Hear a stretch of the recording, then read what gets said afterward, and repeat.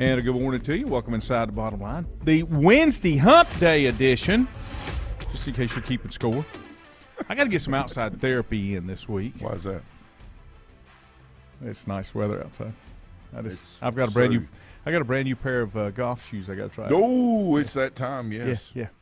So I haven't decided which day. Maybe today, maybe tomorrow, maybe both. Who knows? If it's today, let me know. A lot of flexibility on the calendar today. Okay. I'm not kidding. Then it can be today. Yeah. Okay. A lot of flexibility. After lunch, there's some available times. I didn't check. Okay. So, yeah. And I'm like you. I'm kind of into the 9-hole version because it just works better with my schedule. Gets me out there a little bit. And then I want to get cranked back up with the Wednesday morning walking club. Yeah. And I've talked to Dr. Kurt West. And, of course, he's going to play with us at the beach. He's got a place down in Myrtle, but he's going to drive up. Oh, okay, good. So, yeah, we're excited about that. But I've known him for a long time. I used to go to him for my chiropractic needs when I was, my early 20s when I moved back, to the area. And he's since retired, but he's become a very, very good friend over the years. And he is an avid golfer and really enjoys golf outings with friends. Now, he could do tournament play, but he's just one of those. He's kind of like us, where he just enjoys the fellowship of things, and it's real funny. So that makes it even better, Oh just he has a good time out there. Yeah. I enjoyed when we played, and I want to continue that because that's good exercise. I need to be part of it. It was fun, It's good to get out there and walk. Morning, Jonathan, Richie.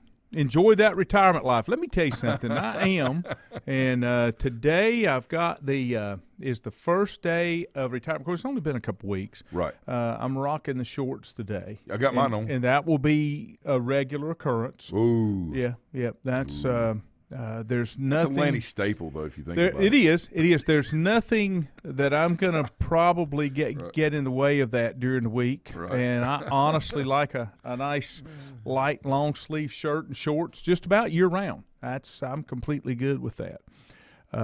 That's who I am. And cold weather and shorts doesn't really bother me. When I was a younger man and one of the first houses and first lives I was in, we had a wood stove, and it was one that was kind of like a Papa Bear or something, but it had an air chamber around it and a fan, and it was hooked into my heating system so that the heat, went all over the house. That's cool. And I can remember going outside in flip-flops and shorts to bring wood in when it was relatively cold. Oh, yeah. But that didn't bother me. That was completely okay. Yeah, I used to coach in shorts. I coached in shorts year round. But I will tell you about 40, 42. I started wearing the warm. Well, now I'm gonna be honest with you. I did okay, and when I had to kind of rethink things a little bit. Blood thinners will make you rethink that short wear because it's not good. It's not good. So I've had to rethink that on some of the colder days. Yeah. But yeah, I'm okay. Let's see what's happening in the world today. The Live Tour's getting fired up again. Yeah. And I think they learned a lot. Yeah, absolutely. And I think that they probably will make a few changes, but I don't think it's going away. I just don't think it's going away. This was something I came across a couple days ago. Pete Thamel, who writes for ESPN, says that there's still a little bit of conference realignment out there, and mainly involving the Pac-12 because they're losing some things. I don't think we're done. I think what's going to happen, and I think I told you this yesterday when we were talking, when you came by yesterday afternoon, we were talking when we weren't on the air. I heard an analyst on one of the talk shows yesterday, and I can't remember if it was Dan Patrick or Cowherd because both of them are on vacation, so I listen limitedly. And there was an analyst saying that in the very near future, you're going to see state-supported schools kind of pull out and handle their athletes differently. and you're going to see them get away from student athletes to employees. Yep. And you're almost there now with NIL, and I still think NIL will be the funding arm, but I think you're going to see that you're going to have places, just for example, I'm not going to say Clemson because Dabo will fight it to the bitter end, but some of the other places will come out and say, okay, here's what we pay our football players. Yeah. And there may be, you may get into bonus structures and some of those things. And, I talked about it yesterday when I was on the air with Rob up in Baltimore. NIL may be the savior to college basketball with kids staying longer if they can make some money, especially when they can't make the money in the NBA and they roll the dice and then they can't play and then they wind up in Europe making nothing. Well, I think to your point, you're exactly right, but it also could be the savior to their demise. Yes, it could work the other way too. College basketball's in trouble. It is, and what's happened is a lot of people talk about the one and done and restrain a trade if you don't allow kids to move on and do things, but yet it's not like that in college baseball or in football. They both have different rules. So it's very interesting to me that that's not considered discrimination. Because it seems like everything else in today's society falls in that regard. And I think, and then you get into Title IX. Yeah, well, that's what I'm saying. All of that stuff. But I think what's going to happen is that's kind of what he was saying. They're going to take away the student-athlete portion. Then it doesn't fall under the NCAA. Then it doesn't fall under Title IX. It's just going to go away. And then they can do it the way they want to. Now, what he was saying, it would only affect college football and men's and women's basketball because those are the it doesn't only affect them. Major revenue-producing sports. And see, within the school structure, what we're likely to see is after that failed experiment takes place, what we're likely to see is people getting back to saying, you know what, we're here to educate and provide an education with a degree.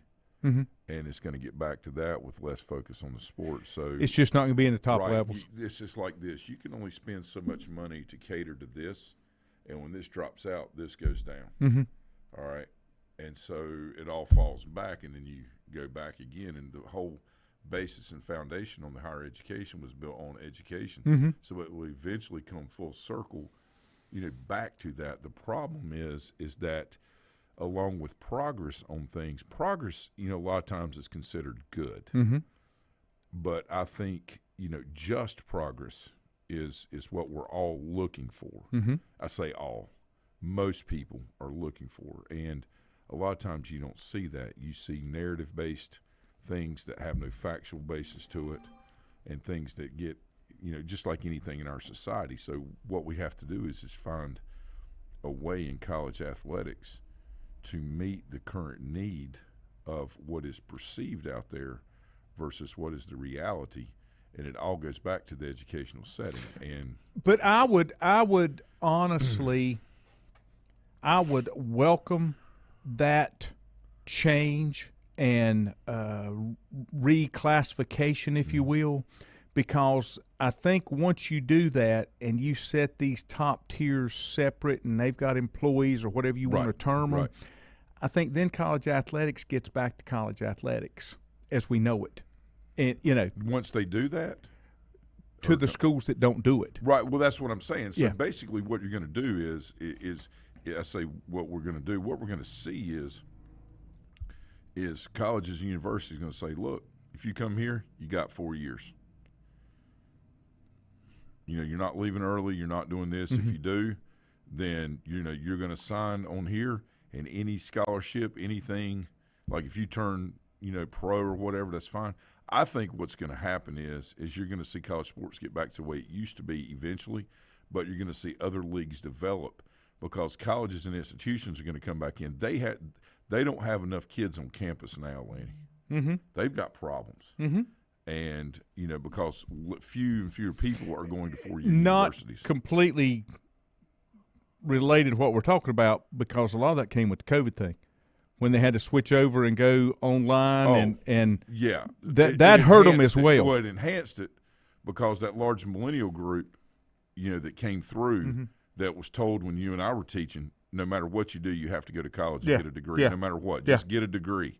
You know, the world is your oyster. All you got to do is get a degree, and your life is going to be great. Well, what happened was 2008 hit.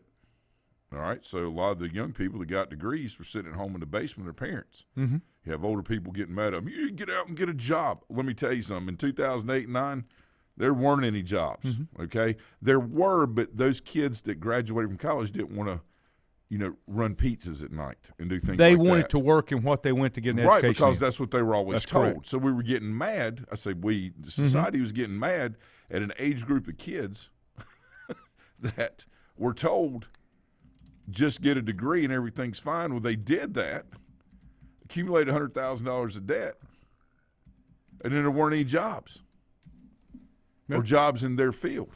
Mm-mm. Well, fast forward a few years later, we go from an industrial-based society to a to a service-based society. From production-based to service. And specialization of things. Things have just drastically changed. Yeah. And the thing about it is, change is going to happen, and we all want change to be progressive in the right way. For what our beliefs and standards are. Yeah. And we all have our own. That's what makes United States so great. But at the same time, we're all involved in a change together. And how we adapt to it is how we, who survives, not who's the strongest, but who adapts, to that. And I just see college sports. Is that not the way things are supposed to work? In theory. But I mean, right. In theory, they're supposed to, but in reality, a lot of people can't adapt. They can't accept things for what they are, and they're trying to worry about and control things that are out of their control. That's what I'm saying. Those that adapt. I mean, this is something in nature. Period. Yeah, sure. If you don't adapt, you get left behind. That's right. Period. Yeah. And the other side of it is, and this is where today's generation loses it some. You don't have to like it. I tell my kids that all the time. Right. Here's That's the true. deal. You That's don't true. have to like what this change is, but if you're going to compete, you're going to be if you're going to be part of it, of today's society and the work world, you're going to have to change. Well, it's like people talk about high school sports and kids. Kids should play as much as they, play every sport that is. Well, that may or may not be true to some degree based on, what that particular kid's looking for, okay? But, talk about travel teams or, this or it's destroying this. If you have a kid that transfers into your school from another school to play a sport, it's no different than being in travel ball. The point is kids are going to adapt and go where they can go to meet the needs that they have. And there's a lot of resistance to things. There's a lot of, you shouldn't do that. It should be community-based and all this. Well, you know what? Until everything is the same and the rules are the same and there are no exceptions, then you're we going to don't have like this. that either. Huh? We don't like that either. That's what I'm saying. So how the evolution of things is how you handle it. That's right. Right? And how you adapt to it, not sitting there being stern and, I'm strong and I'm not. You will die. I'm not letting this happen. I'm going to stand against it. Well, you got to find a way to embrace it, even though you don't like it. Richie said that very phrase. He said, I was told to adapt or die. And that's what you do. It doesn't mean it doesn't mean Not that you have to figuratively. fold or sacrifice any of your principles, your character, your integrity, whatever. But the point is about this whole thing that I'm saying revolves back to college athletics. It's supposed to be an amateur style athletics and probably is for 99 point whatever. I don't know that, but I'm just giving a number. 99% of the players It always there. screws it up when money gets involved. And so then, money's always, and we know this, and you know it as well. I do. Money's always been there. Now it's just taxed. Yeah. Okay?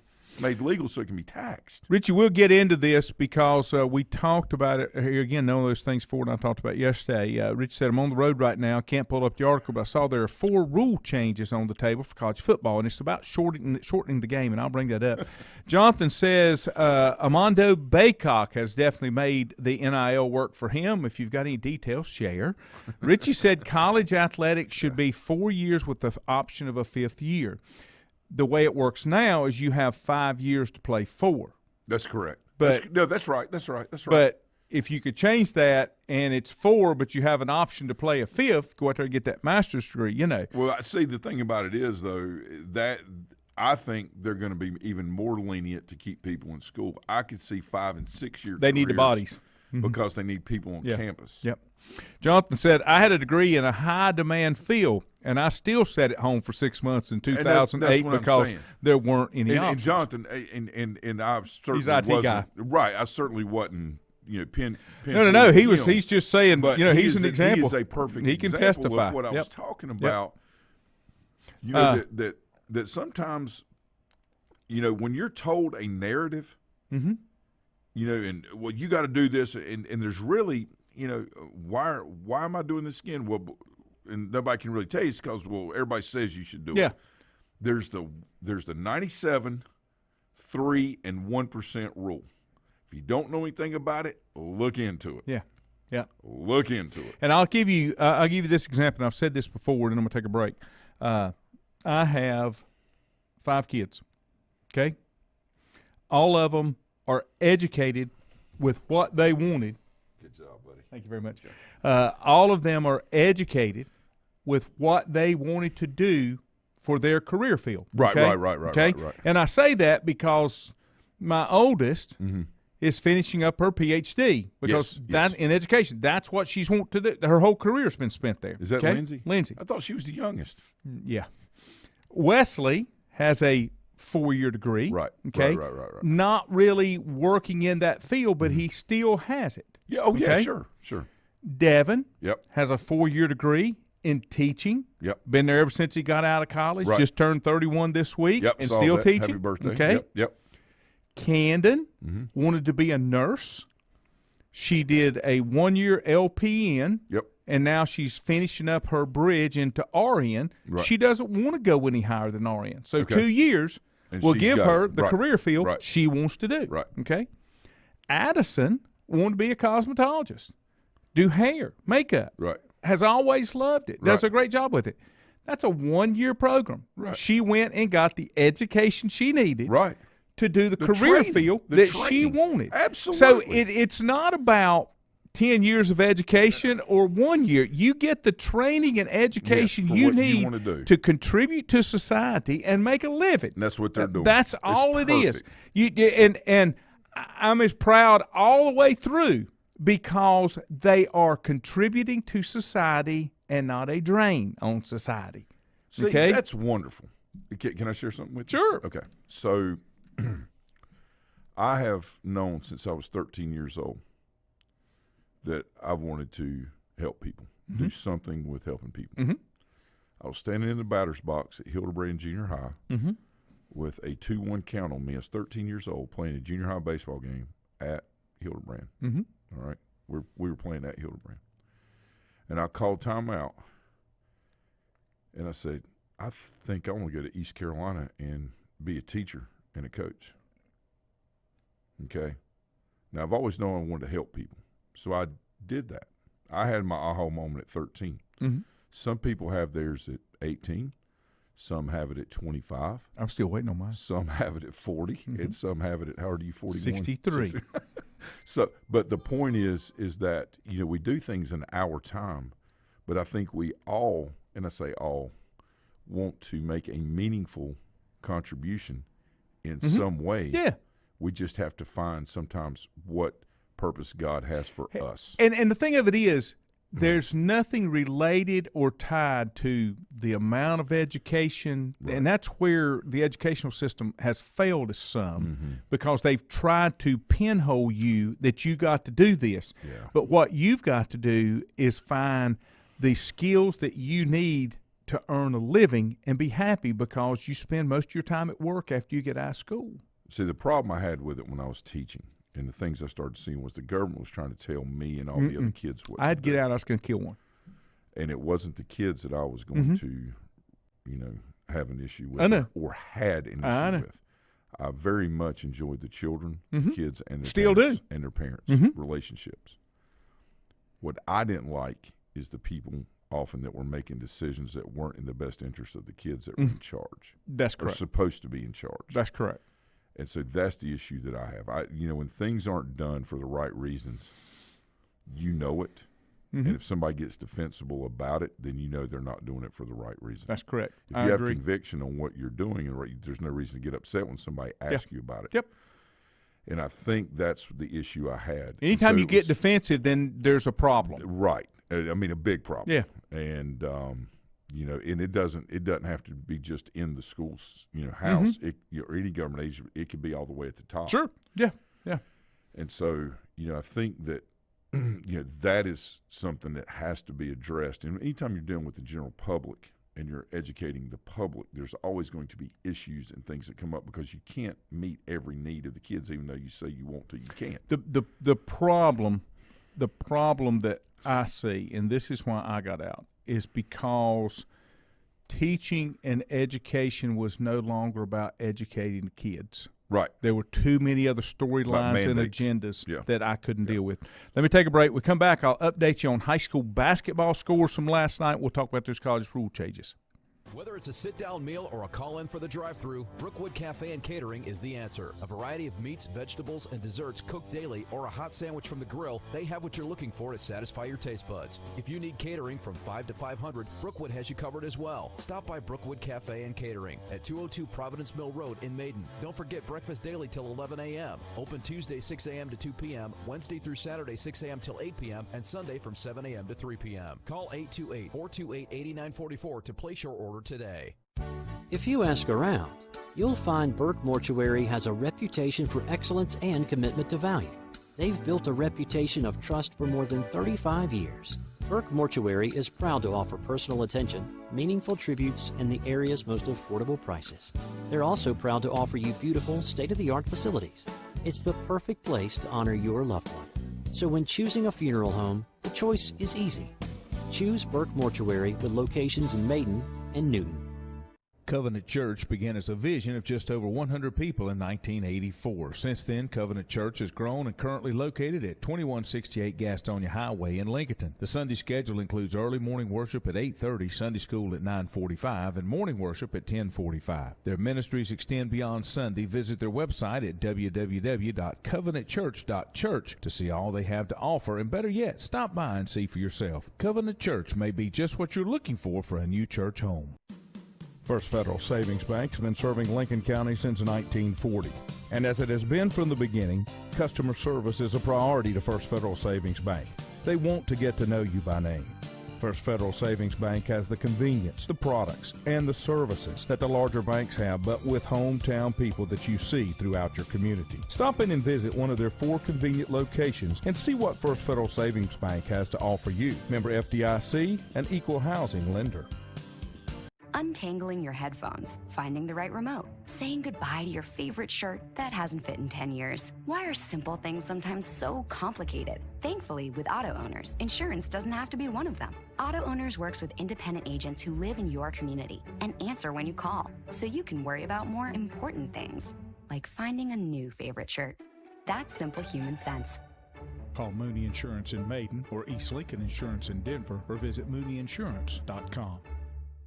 Stifel Nicholas now has an office in your community. Stifel Nicholas is a full-service organization offering a wide range of investment vehicles and services. These include money market funds, CDs, stocks, bonds, mutual funds, annuities, retirement plans, and managed accounts, to name a few. Our financial advisors will sit down with you and help you tailor an investment plan, explaining strategies and investments which may help you achieve your personal goals. Call 4Rembert today at 828-624-7300. Stifel Nicholas, member SIPC, and the New York Stock Exchange.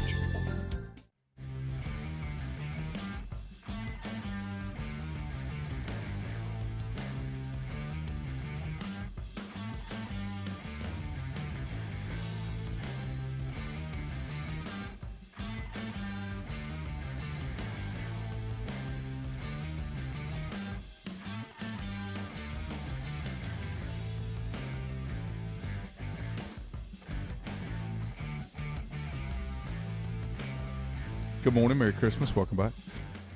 I always like to throw that in there, just in case. We're going to bop out of here about 8:45 this morning. 4 has some important things to do. Let me update you on basketball scores from last night, and I hope that I've written it big enough to where I can do it without my glasses. Yeah, a lot last night, a lot going on. Yeah, tremendous amount. Yeah. Some surprises. Yep. Let me do girls first, okay? 1A girls, Bessemer City beat Swain County 59-34. Bessemer's the number 7 seed, by the way. In the 2A girls, it was Randleman over Bandy's. That's a 1 against the 32, 52-34. East Burke beat Polk County 77-40. That's a 5 against the 28. Newton Conover beat Reedsville. That's a 13 versus a 20, 83-48. East Lincoln beat Brevard. That's a 4 against the 29. That one was that was Lincoln Charter beat Brevard 60-43. T.W. Andrews on the girls' side beat Maiden, a 6 against the 27. They beat them 58-40. And it was Southwest Randolph over West Lincoln 60-40. That was a 15 taking on an 18. In the 3A girls, it was Parkwood over Hickory, 52-49. That's an 8 versus a 25. High Brighton beat Fred T. Ford 60-30, doubled them up, a 3 against a 30. Yeah. Here's the upset of the evening. St. Stephen's, a 23 seed, beat number 10 seeded Stuart Kramer 48-46. Oh, great. In the 3A. Fantastic. And then here's a team you need to watch all the way through. Number 2 seed East Lincoln beat North Buncombe a 31, 66-39. And then in the 4A girls, it was Lake Norman. They're a number 1 seed. They beat Huff 79-36. Wow. And then in the boys' side, 1A, Eastern Randolph beat Cherryville 95-60. That was Scott Harrell's final game. He retired. Yeah. What a great job. Oh, and a great guy, too. Good. Number 7, Bessemer City over Cherokee, 79-62 in boys action. 2A boys, it was number 15, Trinity over number 18, Newton Conover, 81-55. Number 2, Reedsville beat Lincoln 80-59. East Surrey, a number 22, another upset over Maiden, a number 11, 57-52. I saw some updates on Facebook, and it looked like Maiden let them jump out to an early lead, and it's hard to come back. You know, I was talking to a friend of mine that lives up that way, and he was telling me that East Surrey was extremely disciplined. You know, a lot their kids play multiple sports, right? It's a lot like football and baseball up there, but they were very disciplined. They played really good defense, and they could shoot the ball well. And, you know, and it's like you said, I think I was down in Belmont last night watching, you know, Marshall baseball against Belmont Abbey, but I was getting updates from, you know, Andrew and some people that were at the game. They said that, you know, like you said, they jumped out early, and our guys battled back and made it a really, you know, really good, you know, good game there, you know, towards the, you know, in the second half. And it's just East Surrey just pulled it out. But the Boaz kid that's that great quarterback there, he's a very good left-handed pitcher. And I would be shocked if he didn't get drafted this year. He's that good. Wow. That's impressive. And senior? Yeah. And he's – because the rest of that team's pretty young. Yeah, and he's got a lot of collegiate offers for football. You know, a lot of opportunities. Right. But I'm going to tell you what, I'd be surprised if he maybe takes the baseball route. Yeah. He's solid. The only 2A boys team remaining in the playoffs, of course, 1A, Bessemer's the 1A team, and Lincoln Charter, number 8 seed over Brevard, 88-58. They're the only 2A boys team left. On the 3A side, North Henderson, 16 seed beat 17 seed North Lincoln, 75-73. It was East Lincoln. East Lincoln fell to Dudley, 56-49. It was Hickory, and that is Daniel Willis. Yeah. Hickory, number 2 seed, 91-52 over Pisgah. Yeah. So the only team, local team remaining would be Hickory in the 3A boys, if I'm reading this correct. In the 4A boys, Lake Norman, a number 6 seed, 74-60 over Weddington. So Lake Norman boys and girls both moving on to the next round. That round will be on Thursday night, if I'm not mistaken. So a lot of basketball action there. Let's see. I think that was everything. Make sure I had my sheet. Dennis Lee said, Lanny perfectly said, 10 years or 1 year, as long as you're doing what makes you happy. That is correct. I've always felt that way. No, and Dennis is right. Yep. And, you know, he's seen it, you know, with his boys, you know, going through athletics and, Dennis is very involved. He has been a long time, and he's coached a lot of kids over the years, and he's done a tremendous job with them, by the way. But he knows exactly, just with the kids that he's seen over the years, the individual experiences. I mean, we all have our own path, and it shouldn't necessarily be dictated to us by other people, right, or their narratives. It should be about addressing the matters most important to the contribution we feel like we can make, for the betterment of us all. All right, let's get into those 4 proposed rule changes as we wind it up here. It's a year-long effort that they've done to explore ways to shorten college football games. College football games are sneaking up on 4 hours. Now, I'm going to be honest with you, okay? I'm going to give you a couple of things that, from a safety standpoint, especially inside the NFL, they need to tighten up the game a little bit and let the clock run a little bit more, because it would shorten the game, and less plays means less possibilities for injury. And it's the same thing across the board. I agree. There's way too much time between plays. I've said this before, and I know you're not a pitch clock fan, and I get that. That's one of the things that has killed baseball from the average fan's perspective. It takes too long.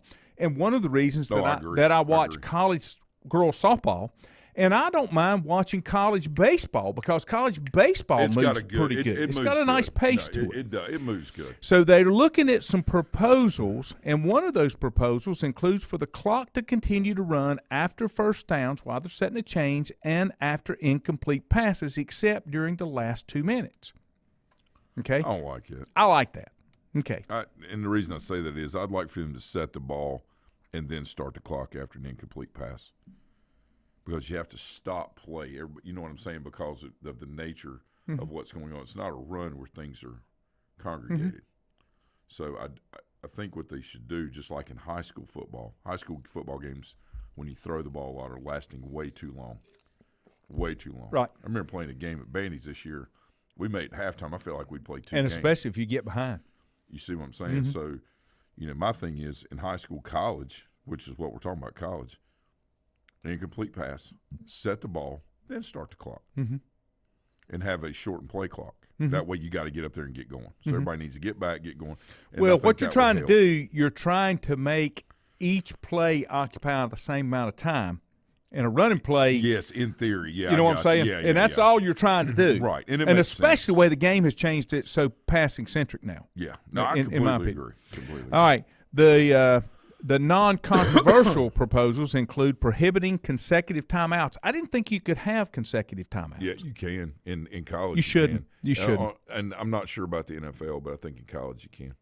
It says no longer extending a first or third quarter for an untimed down if the quarter ends on a defensive penalty. Right. No point. Okay. Let's see. Not a half, but a quarter. That's correct. At the end of the first half or the end of the game, you would. You play. And that makes sense. I'm good with that. That's a good. Yeah. And I'm not so sure that if they do the running clock thing, I'm okay if it's just the last 2 minutes of the half, not each quarter. I'm completely okay with that. Yeah. Third proposal, the clock would continue to run after an offense gains a first down, except in first 2 minutes of a half.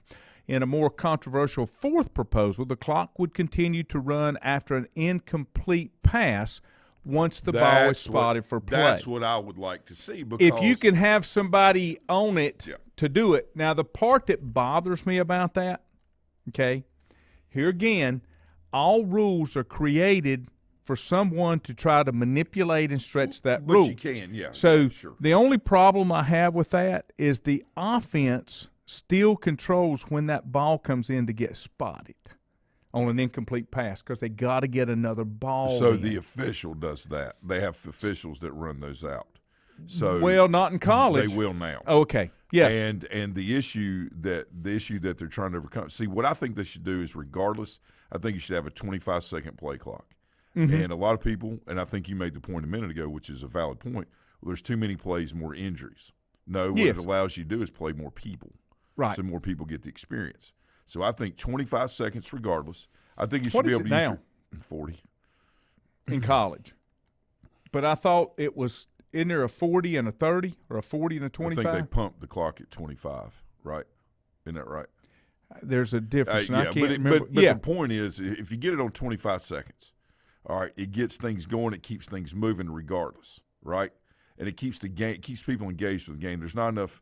There's not too much spread between what's going on. Mm-hmm. And what it does is it involves more people in the game. You want more people, not you, third person. You want more people in the NFL than you put a 25-second play clock in, mm-hmm. because now you got to filter people in and out. Mm-hmm. So it provides more opportunity. All right. I think there should be more plays, not less. I think there should be more action, not less, because that's what the fans rightfully deserve. But if the clock's running, you're going to have to do that. That's what I'm getting more at. Productive plays. Now, Lindsay brings up a good point. She said the only reason clock stops in hockey is usually a penalty, 20 minutes of solid play at a time. Yeah. Soccer's the same way, but they got a magic rule that they can keep playing after the clock because there was some stoppage somewhere and something. I've never understood that. Milton said all we need are more confusing rules. Be consistent with the current rules, and the game will speed up. Well, there's you're correct there to a point. There's some interpretation things that are not good. The TV timeouts, they find a way to manipulate what's going on the field to make sure that they get commercials in, and it's commercialized, right? So that's what we're all fighting. Yeah. While the changes would be implemented this fall, they're several weeks away from final approval. This is the commissioners inside the NCAA trying to make these adjustments. I think so. And again, I guess there's no perfect way out there, and it's kind of adapt and adjust to the new environment. But there wasn't this issue when the football was run 9 out of 10 times or 8 out of 10 times, right? And anytime a game gets spread out longer and longer and longer, there's some benefits from a financial standpoint for that. But then there's also some stuff. College football conducted a field study last season to find out the input of the proposed changes. A running clock after a first down would eliminate 7 to 9 plays per game. I don't like that. But I don't think it will. I think there'll be more urgency to run another play because that the clock is running. Yeah. A running clock after an incomplete pass could eliminate more than twice that number. Here's the deal. There needs to be an urgency to get the next play in and keep moving. And I'll tell you another thing that I do not like, I do not understand, okay? And I think it's in college too. I do not like it when the umpire steps up to the center to allow a change to be made, and there's a rule. If the offense makes a change in personnel, the defense has to have an opportunity to make that change. I don't like that because the clock's running. Okay? The clock's running, the play clock's running, but yet the official's stopping you. You're ready to play. If your defense isn't ready to play, that's not on them. Well, what happens is, I know what you're saying, but the defensive coaches, basically Saban and a few other ones a few years ago, right, were really upset about the fast-paced offenses because they could not set their defense. And there was a major disadvantage for not being able to get personnel. If the offense can get a package on the field, why can't the defense have that opportunity to set up? Now, I don't disagree with what you're saying, but that's where they came from, and that's why they put that rule in. I know. Now, do I agree or disagree? I'm not sure yet, honestly, because I've got mixed feelings. As an offensive guy, I kind of like the idea of waiting until the last second, getting a package in there, and then going with it, right? As a defensive guy, I don't like that at all. So I guess there's a yin and a yang, but there's so many things that happen with innovation, and it's like in baseball, hitting will always follow pitching, right? So if pitching, if pitching angles change in theory from where the ball's released over a spread of 8 or 10 years, it takes a year or two for the hitters to adapt to that. I think we saw the same thing in college football because there were some air raid offenses. Some run and shoot stuff. Well, to me, the defense, that's on the defense to get ready. I don't disagree, and that's why you have timeouts. But, again, finally, I'll just say this. Finally, I'm completely fine if football wants to go back to the era that my dad played in, which is the Iron Man era, which wasn't no substitutes. Oh, yeah. You played. You just played. You know. Come out there with that thing and haul them off the field and play with what you got. Go what you got. I mean, that's the only thing about it. I'm with Milton. I want to see less rules, but I want it to be I want it to be where you can understand it. I've never understood, as you said, allowing the official to stop play with clocks running when the offense is ready to go to allow the defense to make a change. One of the problems we have now is I think we have too many coaches thinking too much. And I won't give any examples, but no, I'll give you some. But it's reinventing, trying to reinvent the wheel. Yeah.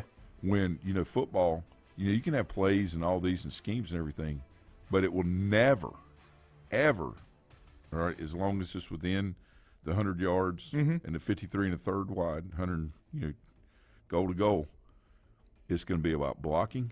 Yeah. And tackling. Yeah. And who has the most willpower. That's right. Yep. For championship play. Ronnie's with me. Ronnie says play clock needs to stop during that sub rule. And that was my whole thing. Sure. You can't ask a team to not go when they're ready to go and then let the clock run. All right, we're out of here. I don't know when we'll see you again. I know it won't be tomorrow because I got to go get some blood let. Friday. Okay. Have a great day. We'll see you later.